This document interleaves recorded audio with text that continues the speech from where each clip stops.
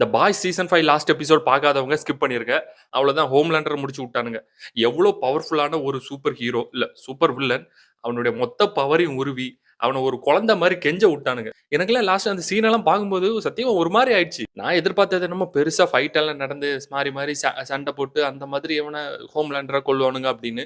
ஆனா பார்த்தா பவர உருவி விட்டு அவன ஒரு மாரி குழந்தை மாரி ஆக்கி விட்டானுங்க. பட் என்னதான் அவன் ஒரு கெட்டவன் நெறைய பேர கொன்றுருக்கான் அப்படியெல்லாம் இருந்தாலும், டீப் டவுன் அவன் ஒரு குழந்தை மாதிரி தாங்க. அவன் வந்து பாசத்துக்காகவும், அப்ரிசியேஷன்க்காகவும் எல்லார்கிட்டயும் இருந்து ஏங்குற ஒரு ஆளு.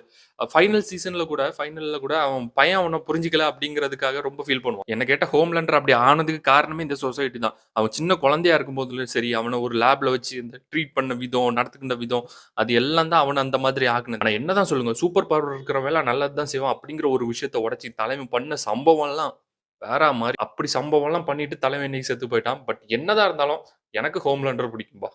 உங்க எத்தன பேருக்கு பிடிக்கும்?